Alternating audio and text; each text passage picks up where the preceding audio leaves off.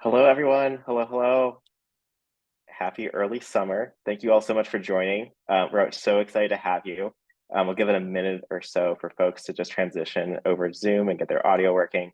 Um, really grateful to have you and your time today, and so excited to talk through this new grant opportunity from the National Science Foundation. My name is Eric Drozda. I am the Executive Director of Data Science for Everyone. We're thrilled to have you all here for today's discussion. Welcome officially to Data Science Core, a Program Officer Q&A. While we wait for more folks to join Zoom, we invite you to introduce yourself in the chat. So if you want to share your name, your organization, and where you're coming from, state and city, would be awesome. Feel free to drop that in so we can get a sense of where everyone's coming from. To give you a little bit background about why we organized this and who Data Science for Everyone is. Data Science for Everyone is a national initiative, coalition, and community based at the University of Chicago, striving to catalyze the adoption of data science and data literacy as a basic component of K-12 education. We were originally catalyzed from a Freakonomics podcast, of all things. So if you all know the books of the podcast series, and that was back in 2019. And since then, the push for data literacy has become a national movement with about 3,000 education leaders across the system and now 27 states participating in this work across the country. We currently work on four things as the pillars in the slideshow. Those core four areas are raising awareness, gathering and catalyzing classroom resources for implementation in schools and districts, community building at large, and then advancing policies related to data science education, and helping communities across the country tackle these many emerging technology subjects and getting our students ready for the future work. I would like to give a quick reminder to make sure we say this up front about the Data Science for Everyone community standards. We welcome coalition members of all different backgrounds and levels of experience with data science education.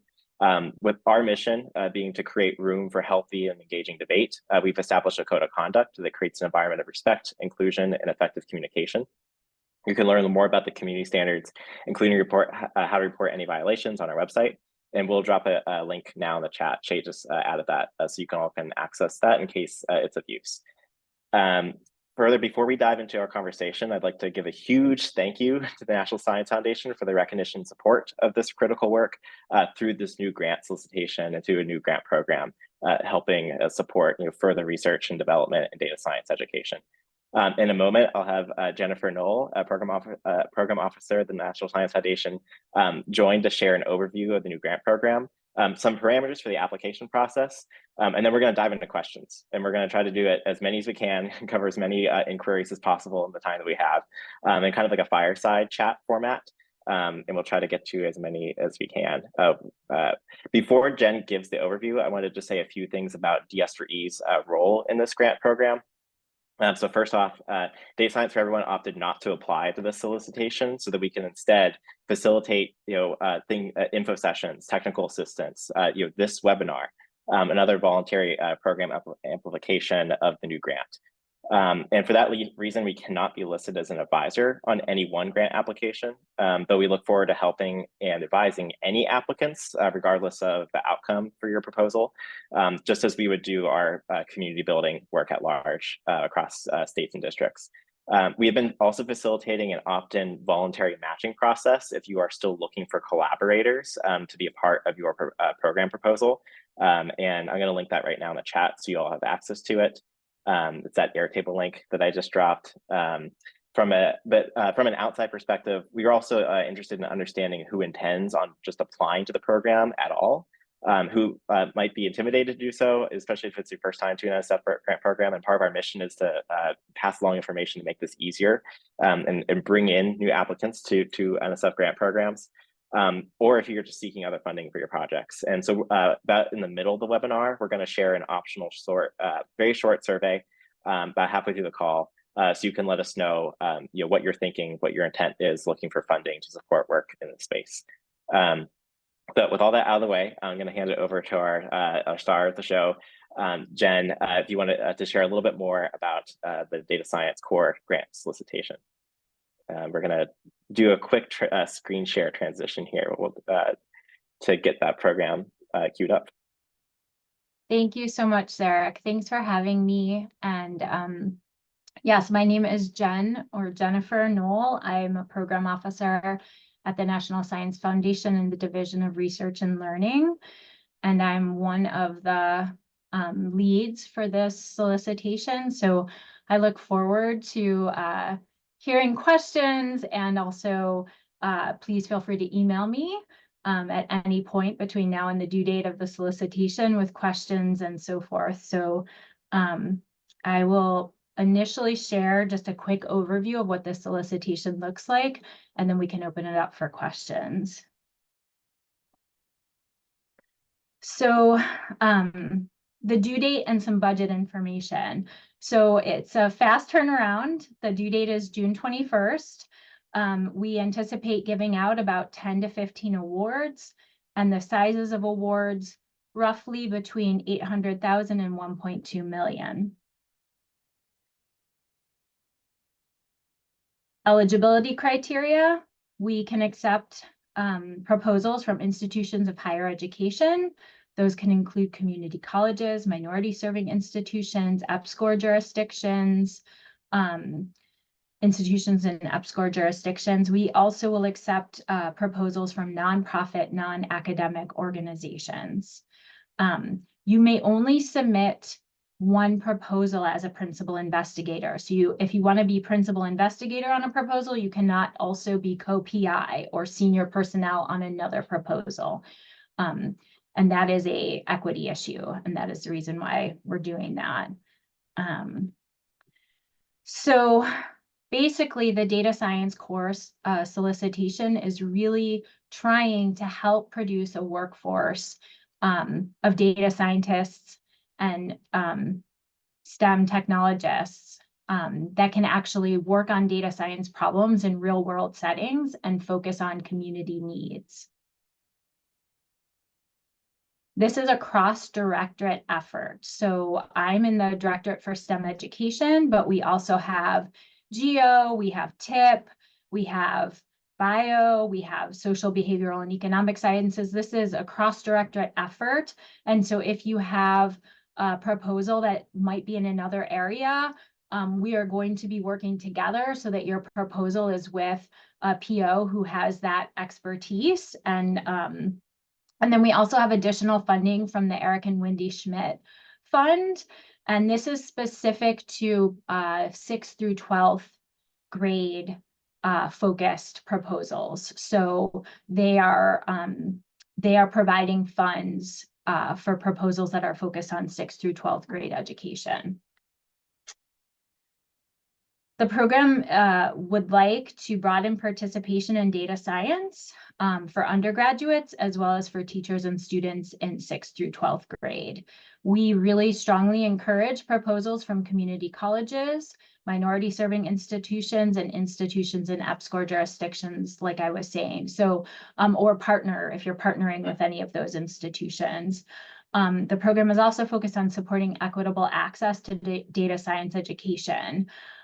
Hopefully opening doors to higher education, higher paying careers, as well as a more data literate citizenry. There are 4 mechanisms for this program.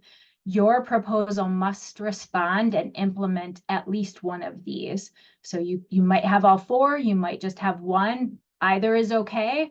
It's really important that you do a good job explaining how you're going to achieve one of these 4 mechanisms. So I'll take each one of these in turn. Learning in the community. These proposals should really focus on how you're going to engage students or learners with stakeholder communities. So what sort of organizations are you partnering with? This could be service learning projects, maybe some sort of internship, but it should be immersive educational or training experience. It should focus on real world problems and be relevant to the communities that these organizations are serving. We're encouraging proposals that provide flexible education pathways so that this can provide multiple points of entry into data science for students with different backgrounds, different skill levels, different technical maturity. and also to build a diverse workforce. That's important for broadening participation and having a stronger workforce. Third mechanism is data across the life cycle. So if you think about how will the project activities, how will the investigations that students are engaging in really focus on data collection, processing, how to organize, how to store, how to create data visualizations, how to analyze the data, how to make decisions from that full span. Also, data science is inherently interdisciplinary. Your proposals they could include computer science, statistics, mathematics, information technology. You could also have physical education, arts, social sciences. So there are a lot of components to this interdisciplinary feature. And then the fourth mechanism is data science and STEM. So providing data science training to students so that they can pursue primary studies in a diverse scientific and engineering disciplines. And this is, again, fairly open. So there could be a lot of ways that one could achieve this goal. It is not listed as a mechanism, so we have the 4, but I strongly encourage you to consider how data ethics would be integrated into the work of your proposal. So I see that competitive proposals would also have a way of addressing ethics in the work. So the solicitation encourages some in-person activities, as well as leveraging hybrid platforms and virtual platforms to offer, just a range of options for participants, especially participants who may have other life demands outside of school. In terms of how proposals will be judged and reviewed at NSF, we will use NSF's 2 merit review criteria. So those of you who have submitted to proposals to NSF before would certainly be aware of these, but those new to NSF may not be as familiar.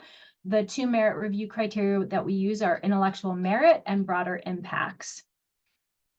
And so when you think about the intellectual merit, you should really be thinking about, what is my project doing to advance knowledge within the field or across different fields? And for broader impacts, what is the societal benefit of this work? Those are 2 primary components. Questions. These are just a sample of kinds of questions that I think of when I'm evaluating a proposal for its intellectual merit and broader impacts. There can be other ones, but this gives you kind of a sense of what we're looking at. So to what extent do the activities of the project explore something creative or transformative? Is the plan for carrying out the proposed activities well-reasoned? Is it organized? Do they provide a sound rationale? Does the project have a plan to assess success? How qualified or how well qualified is the team or the individual or the institution to carry out these proposed activities? If you don't have the expertise in a particular area, are you rounding it out with your advisory board or partners? And then do you have the adequate resources to carry out the proposed work? Proposals should make sure to identify what their research questions, goals, hypotheses, or objectives are. That is key. Otherwise, it's not clear to us what you want to do or what you want to come out of the work. There should be relevant theoretical frameworks as well as the background literature. The background literature should, especially if you have an extremely interdisciplinary project, think about other fields and where you can go to think, okay, has this been done in statistics education? Has this been done in computer science education? And how can you draw on framing and ideas and identify gaps in the literature from these varied fields? And proposals must have an explicit research design and methodology. Both reviewers and program officers want to understand what sort of data you're going to collect and how you're going to analyze it. What does the timeline look like for your research activities?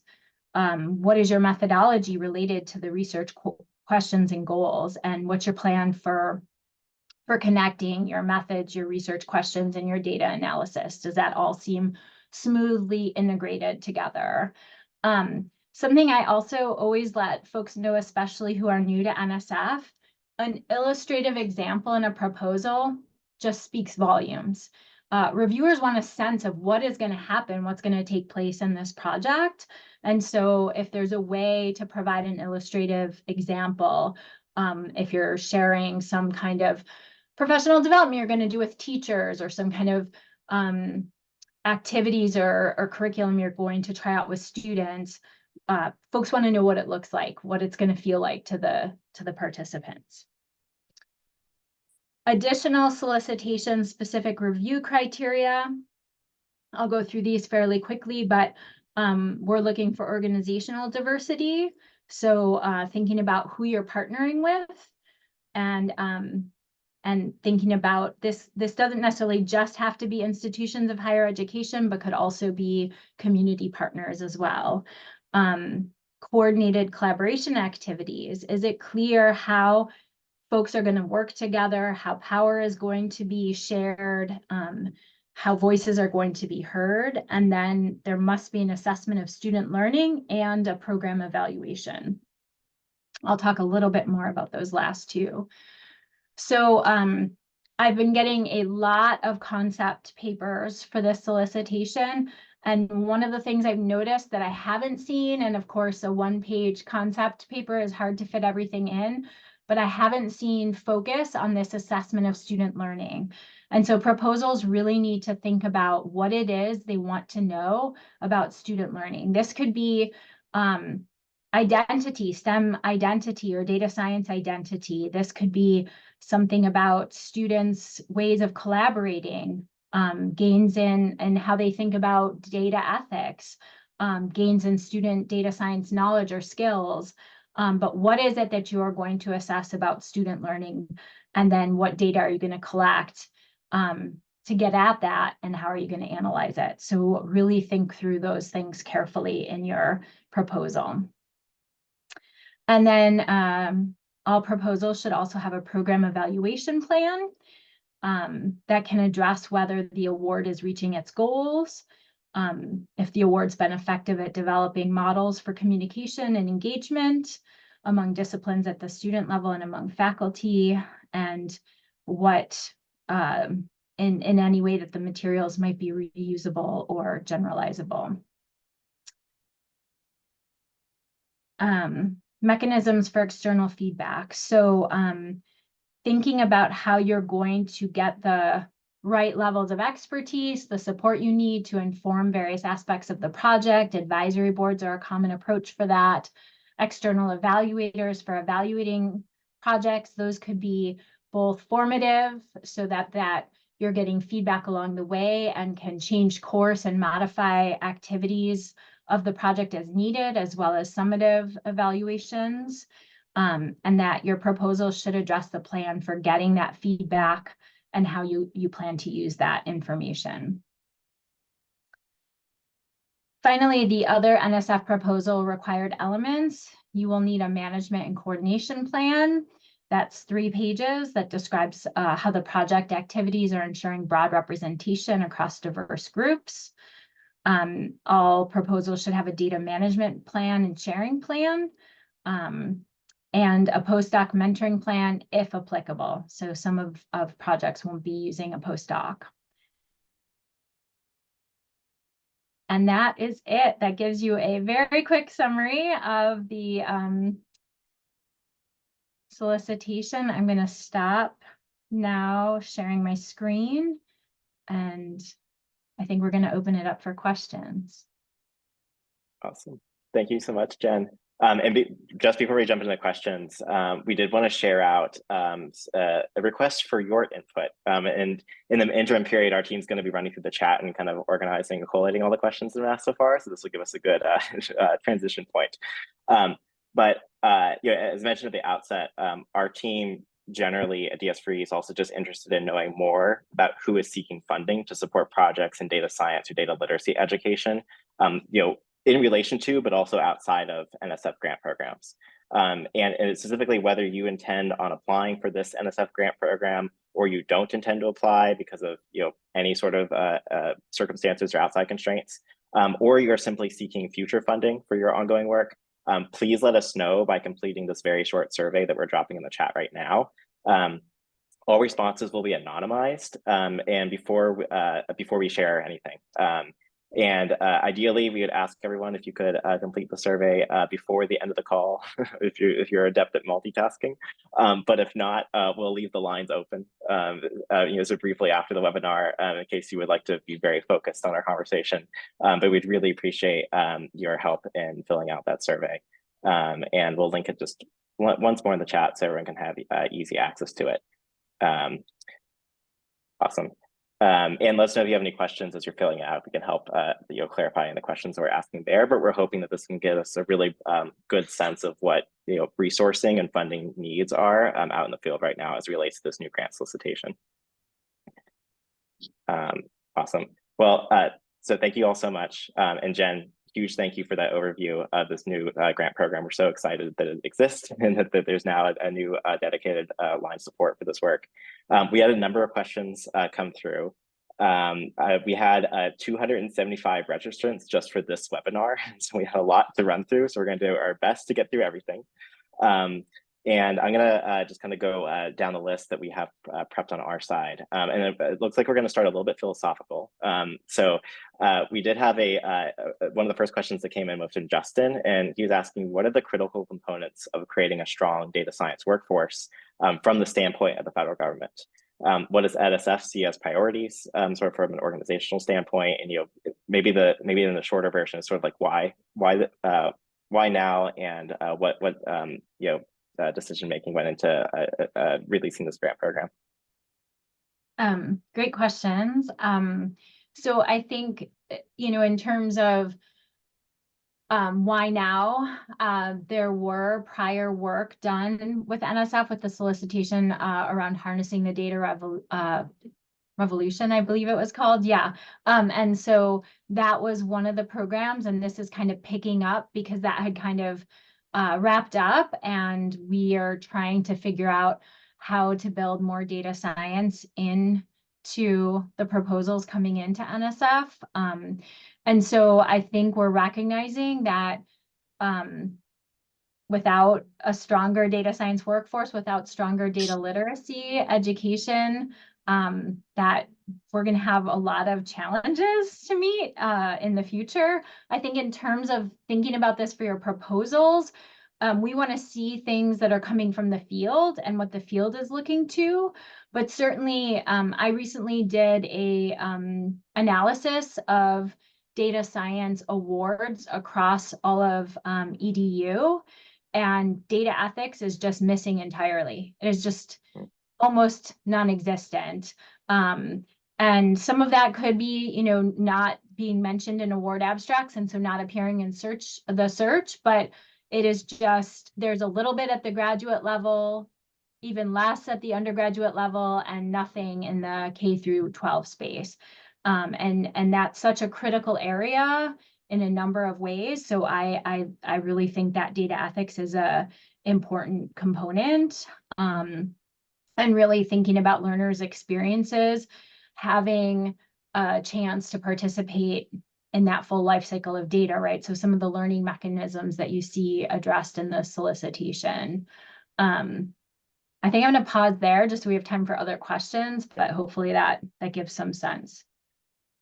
No, that's perfect. I think it's especially helpful to sort of understand like where NSF is seeing gaps versus research that has been done to date, and so having that portfolio analysis and some of the results from that initial work is so helpful to motivate this conversation.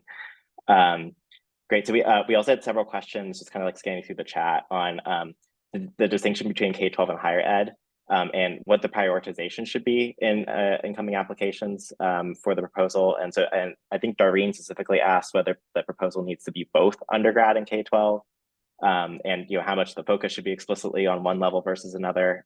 So I wonder if you could just speak to that distinction a little bit. Yeah, and I've had a few folks ask me this question who, emailed, and I've set up Zoom calls with folks.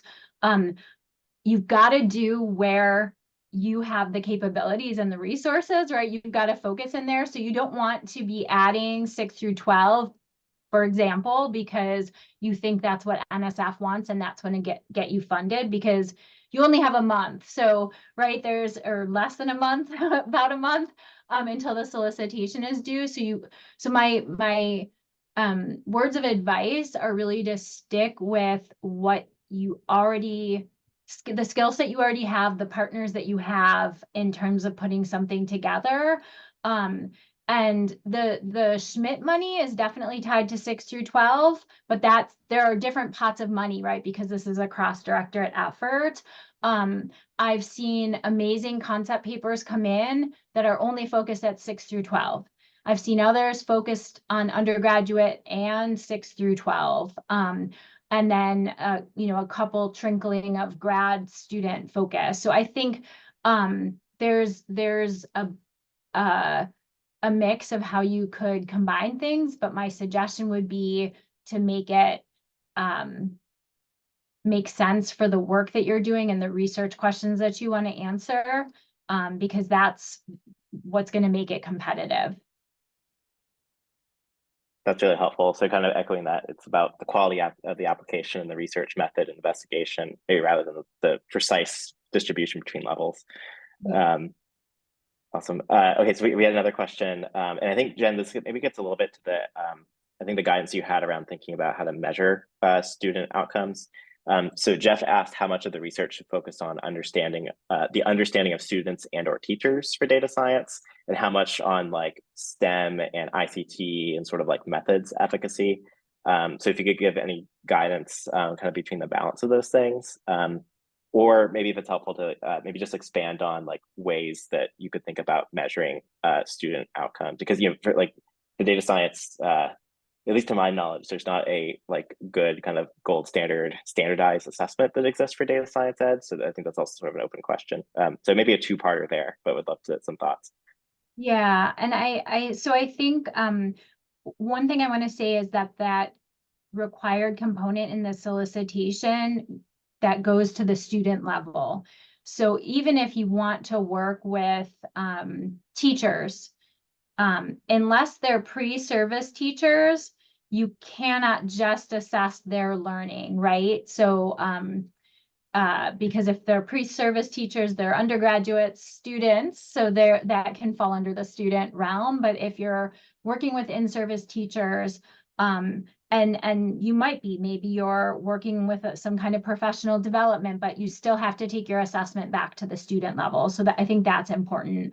I do think it's true. There are not a lot of valid and reliable assessments in data science right now. And so, trying to see where you can connect to the research that's out there in terms of what your program relates to. If there's a computer science component to your program, there might be assessment items that you could draw on from there. Statistics has some valid and reliable assessments that have been used with both high school and undergraduate students. But be careful, because you don't want them to be dated or not relevant to what your goals are or what your research questions are. So I think that's where you have to be careful. Your data could be qualitative or quantitative or mixed methods. So all of those are on the table. So I would really think about, you could try and test out assessments, right? That could be one of your goals for the project is building an assessment and testing it. But I think in terms of bringing it back to the student level, that could be interviews, that could be observational. There are a lot of ways that you could get at that. And in terms of, so that component just absolutely has to be there. In terms of a balance, I think, again, that's going to be to some extent up to individual PIs and co-PIs and what their particular project goals are. So it's hard for me to, I can't give you a quantitative number like 50-50 or something, but I would just kind of think through those pieces, but be sure you have that student level component in there. Awesome. That's super clear and really helpful. I think especially for folks who might be thinking about like that teacher training component or some of the wraparound resources, like make sure that student component is in. Awesome. Okay, Babette had a question. This is a little bit more on like the logistics and kind of just like going to the scope of the grant now, full throttle. If you could clarify the budget amount and the process for proposals that are submitted collaboratively, and like whether there's a difference in budget amount for your proposal that has, let's say, like 5 or 10 partners versus just one institution. Wondering kind of how to navigate that question. And also related to that issue of like submitting together versus subaward, et cetera.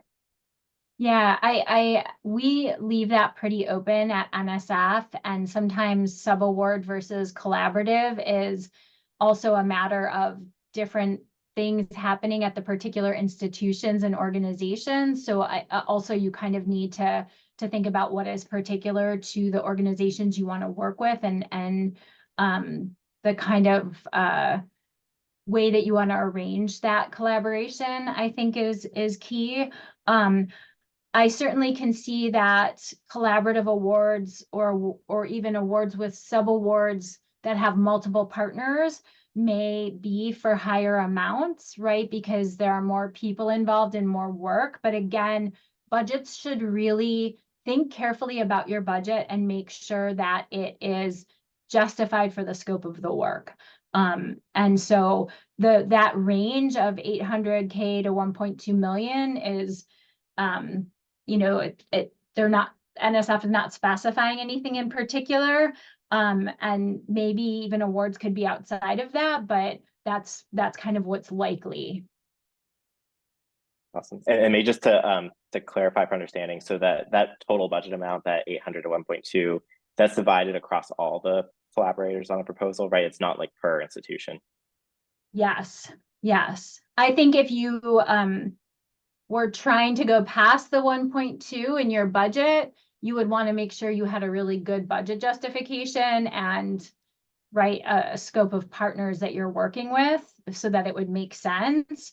But I would be careful about that because what NSF is trying to do is fund a range of projects. And so we don't want to just be able to fund like 3 projects because they're asking for these really high budgets, right? We're trying to get a range of awards for this. It's really helpful. And and then whatever amount you're proposing or you're applying for is divided across all the collaborators. Yes. Yeah, awesome. Great, that's super helpful. Okay, another question on sort of application coming in and how to like craft them. There was a lot of interest in kind of across a lot of the questions being submitted of seeing a rubric of a proposal or alternatively a sample proposal that has received funding historically. So I'm wondering if you could address like where people could access the type of information if those exemplars exist.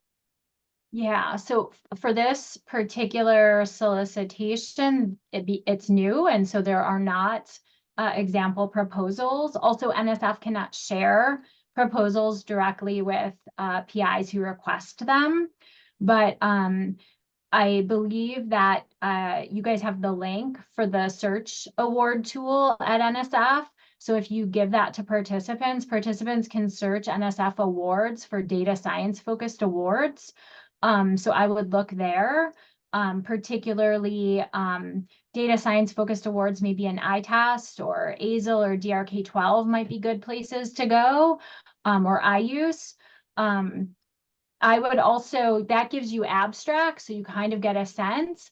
I would then reach out to those PIs and ask them if they will be willing to share their proposal with you. I know that when I had an NSF award prior to joining NSF, I was always willing to share my proposal with anyone who asked. I just did it. And to be honest, you can actually make a FOIA request and get that information if you want to, but I would first go to the PI and just ask them nicely to share it with you. Awesome. That's super helpful. Yeah, and we just dropped a link in the chat about finding those prior proposals through the NSF award search tool. And if you need any help, kind of combing through the different programs, feel free to reach out to either of us. I think that's something that the DS3 team can also help at least give some navigation tips for. Awesome. Okay, our next question is from Lisa. And Lisa was asking if a LEA or local education agency could submit as a lead organization or be part of a collaborative project. And then I think I also saw questions from Sean and Susan on state education agencies. Both different government or school entities. Jen, if you could speak to their eligibility. Yeah, as I understand it, they could not be part of their own, they could not be the lead organization, but they could certainly be part of a sub-award, for example. Yeah, so they can't submit as lead, but they could be part of a sub-award. And I don't know, could you speak to like the value of having multi-sector collaborators on a proposal? I'm not sure if there's any explicit guidance in the data science core solicitation, but yeah, maybe also just like generally speaking for NSF, like how that impacts the application. Do you mean sort of just across different industries or organizations, Zarek? Is that what you're asking?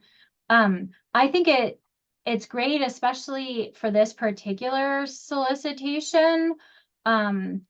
If there are nonprofit organizations, community organizations, could be a wide range of the possibilities there. To reach that learning in the community piece, I think there are a lot of innovative and creative ways that one could partner with other organizations. I think that would be seen as a strength. So I would really encourage those kind of collaborations among partners.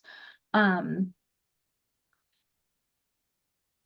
don't think you can have like a for-profit industry or tech kind of thing as a submitter, but they could be consultants or some other kind of component to the award, right? If they're helping provide service learning projects or something along those lines, or internships. So there would be other ways to bring them in still, even though they could not be a submitter themselves. That's super helpful. And Susan, hopefully that answered your question in the chat.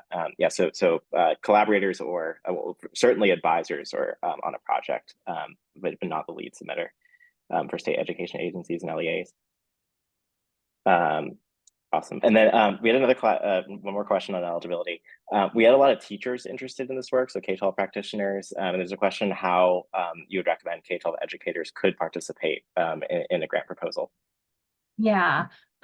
So I have a couple comments to make there, again, because they cannot submit on their own for this particular solicitation. They could not be like a lead submitting. I would strongly encourage those partnerships. And what I would say is that from my experience working in other programs at NSF, often researchers at institutions of higher education do not always think carefully about the voice of their school partners. So I'm just going to say it, like, think about how you're incorporating them. They are not just there to do all the grunt work. They have incredible contributions to make. How are you compensating them for their time? How are you providing them support? Are they co-designers? How are their voices being heard? So I do strongly encourage those partnerships. And I would strongly encourage both practitioners and researchers to talk about what the nature of that partnership is going to look like and how everyone's going to be supported. Awesome. Yeah, maybe just playing back. So, there are some types of organizations or some types of individuals that aren't technically eligible for the solicitation, but you can be pretty creative, and you are encouraged to be creative in how to involve them in proposals that are going into the program. Awesome. Okay, we had, so now you're getting into some of the most recent questions that came through in the chat. Anne was asking if there are specific research methods that are required for NSF grants, such as like quasi-experimental or you know, RCTs even. Maybe just like you could address some methods questions, Jen. Yeah, nothing that is required for this solicitation. There is not a particular research method. Again, I would just make sure that your methods align with your research questions and your plans for analysis. So if you're looking at something really exploratory that is quite new in some kind of way, trying to develop an RCT may not be the way to go, right? If you don't have a strong theoretical framework or other things to build off of. So I would just think about the alignment with the project activities and the goals. And we're not prescribing any particular kind of methodology. So that is for the PIs and the team to decide. Great, that's super helpful. So that's more open-ended and tailored to the problem. You also had a question on, so Jen, this goes back to collaboration and thinking about other types of partners that could be pulled in. There's a question of how should we think about differentiating what needs to go in the proposal narrative part of the application about engaging partners versus what should be addressed in the management and coordination plan. So I'm wondering if you could speak to any guidance and kind of the details of filling out those two areas. Yeah, that's a great question. I think one of the things I would say, obviously you have those pages provided so that you can go into details of what those collaborations would look like and what would be happening with them. And it is very hard to fit everything you need to fit into a 15-page proposal. And the thing is that I would make sure, because reviewers may not read the 3 pages, right? NSF program directors are going to read it, but reviewers may not read that. They're reading a lot of proposals, and so they don't necessarily read the extra documents. So I think I would at least allude to that document and that you will be describing things more there. So I think, again, it's up to PIs what they put in each section, but you want to have at least some reference to what the collaboration or partnerships look like in the main proposal, or how you're providing more details of that in that document, so that it clues reviewers into the fact that you have that information there for them. And Jen, that's a good segue. There's also a question on, so yeah, question came through in the chat that said, I thought I saw on the call that there is not a requirement for letters of collaboration. So, you know, maybe if you could speak to, you know, for partner involvement, whether that's correct, and maybe there's a difference between required versus encouraged, and you having letters of participation as part of the grant proposal package. Yeah, sure. Yes, it's not required. That is correct. I would strongly encourage it. I think it shows program directors as well as reviewers that those collaborations, those partnerships are already in place, and that you're not trying to go out and establish them after you get the grant money. Because if I'm thinking about 2 equally competitive proposals and one has those letters of collaboration and one doesn't, am I thinking that, okay, are these partnerships going to fall through? Nobody's committed anything, right? And so while it's not a requirement, I would encourage that if that's available to you, to have those there. Perfect. That's super helpful. Yes, I just saw that in the chat. The letters of support would need to follow the guidelines in the PAPG. And that makes it really easy for your collaborators, actually, because there's nothing for them to say. They don't have to think about the letter they're going to write. It's just standardized. I think just, well, speaking from personal experience and other NSF programs, I think it's easy to have sort of like a template that you can just send to partners, and you can just kind of send the standard one to different collaborators you intend on applying with. So make that ask easy. Okay, another question from Joe. And Joe is asking whether well, does NSF anticipate that this will become an annual solicitation over time? June similarly asked, is this a one-time solicitation or will there be additional opportunities to apply this program in the future? So some interest for recurrence and seeing whether the opportunity would come up again. I really hope so, but I will also say right now, there is nothing on the table for that to continue after this year. So again, especially for folks who are kind of on the fence about submitting, just go for it. You might as well go for it because you might not get a chance to do it next year.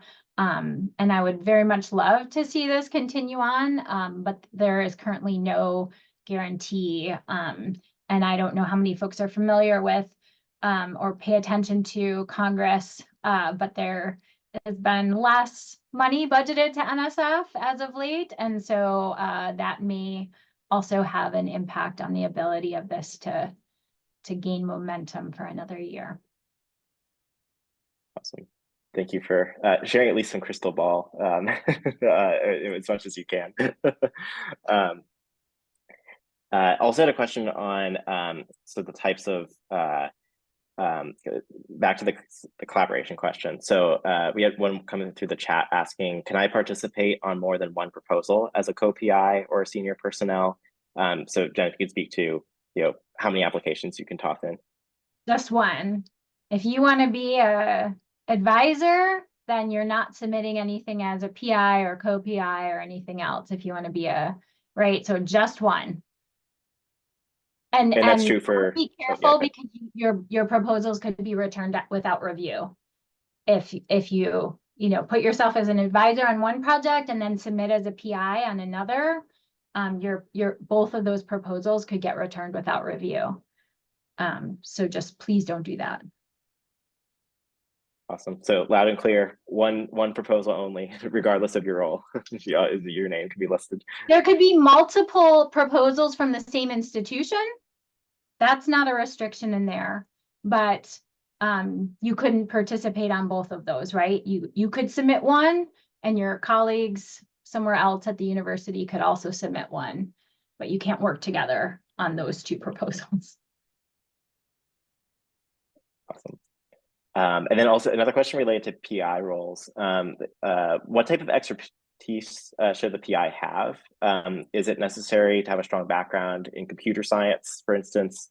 If you could speak to any recommendations around prior expertise or experience. Yeah, I think that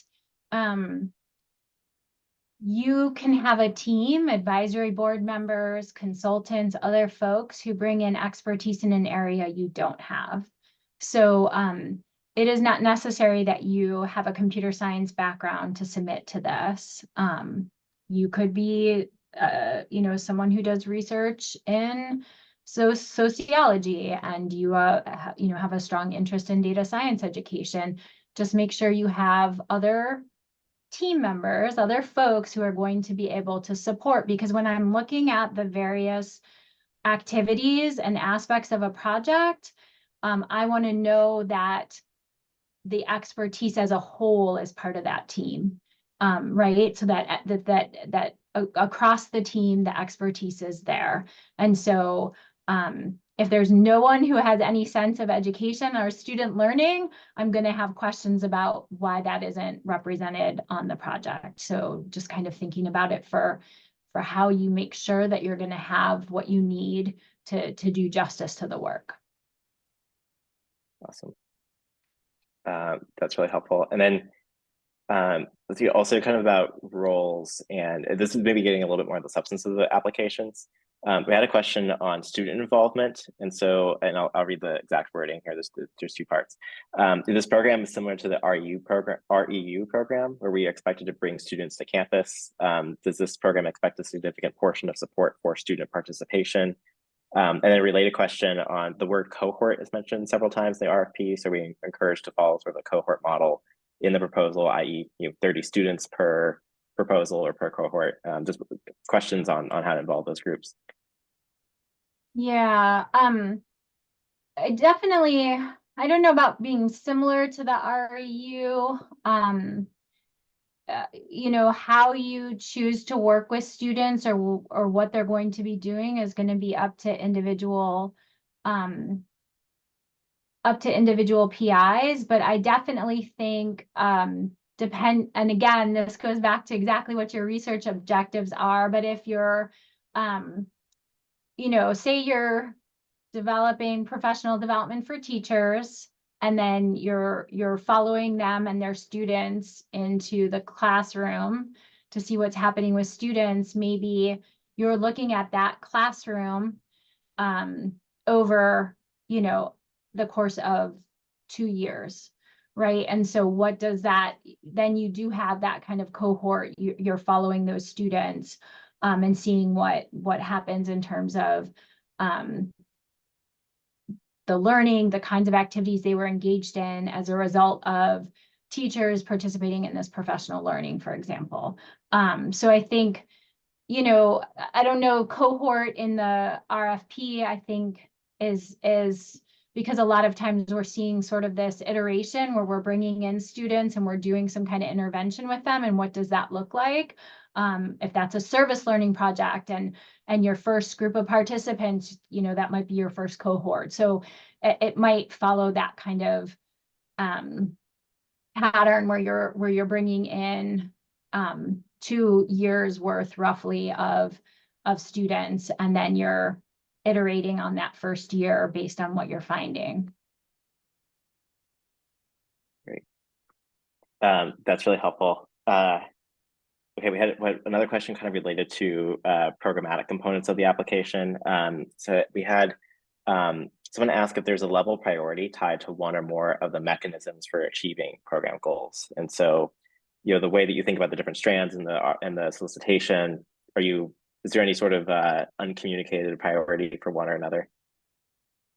No, I wouldn't say that. They're all the mechanisms are there, and you have to address at least one of those, right? But what I would say is that if you're addressing multiple, maybe you're addressing 3, maybe you're addressing 4, you may end up having to highlight some of those mechanisms more than others, because you're going to have to make some calculations about what to include and what not to include in the proposal. And you want to be careful at being too broad everywhere, right? At the expense of folks being like, I don't really get a sense of what's going on in this project, where you may want to have some significant details in a certain area. Maybe you are focusing on across the data lifecycle as well as learning in the community, but maybe one of those pieces is a bigger chunk of the work. And so you really want to highlight the activities around that. And it's not that you want to neglect the other aspect, but you want to balance that overall objective. And I would just make sure, no matter whatever learning mechanisms you're addressing, that you're very explicit. This is the activity that's going to address this mechanism, and here's how it's going to do it, and here's why it's important. Awesome. That's super helpful. I was kind of scanning the chat. We had a number of questions come in about sharing the people on the call whose organizations are looking for partners or collaborators. And I saw a few folks already post in the chat, open calls for collaborating on a potential proposal, which is super exciting. I would encourage everyone to just kind of scan through and look for those. And if you have other proposal or sort of collaboration needs or ideas, feel free to drop them in. And then on our team, Shay or Marisa, if you could just drop the Airtable again. So DS4E is helping hopefully coordinate and gather some collaboration interest for folks who want to work together on a proposal. Fill that out. We are not going to share those publicly to just sort of protect idea and individual person protection, but we are going to do our best on the back end to facilitate matches where we see some really nice and obvious overlap. And so our team will reach out to you if we see that there's a clear match for one organization to another that we think might be really fruitful to kind of help facilitate that on the back end. But that's completely voluntary, opt-in, not associated with NSF in any way. We're doing that on the outside just as a helping service. And if you have other collaboration ideas, feel free to just throw them in the chat so folks can take a look. Okay, back to just a few more questions for Jen while we have you just for a few more minutes. There's a very logistics question, but I think a good one. What is the projected start date for the solicitation? I think January or February. And maybe if you could also just maybe unpack like the mystery of sort of when funds are dispersed and when folks could expect the start dates of their work to begin. Those are great questions. It can always vary a little bit. But so basically, once your proposals come in, there will be a sorting and tagging period. We will be trying to figure out, does your particular proposal belong with size? Does it belong with geo? Does it belong with EDU? So we'll be going through those and sorting them, and then various POs will be assigned to your proposals, and then they will be setting up panels. So the process of doing that and getting panels set up will take all of summer. So the goal for this program is to have panels in early September. We also have to balance when reviewers might be available, and that August time period when people might be away on vacations. It could be very hard to also get reviewers. And we're also trying to keep the work within the panels within this fiscal year. So I envision that September would be the month that the panels would take place and your proposals would be reviewed. And then from there, there's about another 3 months where then we are having internal conversations with POs. We are seeing what we have, what is highly competitive, what's not competitive, and trying to figure out where are there gaps in our portfolio, how much, what is our total budget? And so that process will take about 3 months. So you might hear back. I would suspect that people would start to hear back December, January about their proposals. And then once you start to hear back, there's still the process. So once I make a recommendation for an award, program directors, program officers, we can only make recommendations for awards. Then it goes through the various levels at NSF, and the Division of Grants and Agreements is the only office that can actually make the award. And so it goes through there, and that can just depend on how long they're in their queue. So my sense would be that funding, if you had a successful proposal and were granted an award, that it's something that could happen in February, roughly speaking. So you just want to think about maybe March, depending on that process. So there are a number of stages and a number of steps in this process. Does that help? I don't know if there's any follow-up questions on that one. I had two kind of related follow-up questions there, Jen. So one from Darlene and one from Kristen. I think this is kind of on the which division is supporting incoming applications. So one question on will the proposal need a designated broadening participation in computing section since SIDE is one of the sponsors, or will that be integrated within the proposal given the sort of cross division nature of it? So that was one question, and then the question from Kristen on projects that have been funded in the past through DR K-12 and other AHR RFPs. Is your sense that the data science core solicitation will continue to be kind of like that cross division model, or would a data education proposal still be considered for other EHR RFPs in the coming months? So maybe a kind of a multi-part question on routing. Yeah, sorry, can you repeat the second part? First, let me explain the question on size.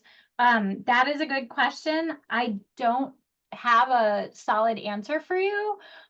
So I can look that up. I can talk to someone from size. My sense is it would be the latter, that it could be integrated within the proposal given this particular solicitation. But I would want to double check that with the size program officers to see if they were thinking that they had a different expectation. But I think given that this is cross-directorate and all the proposals are initially coming to one place, my sense is that it would be that former, that it's going to be integrated into the proposal, and and that size will recognize that it's not going to fit into that typical format for them.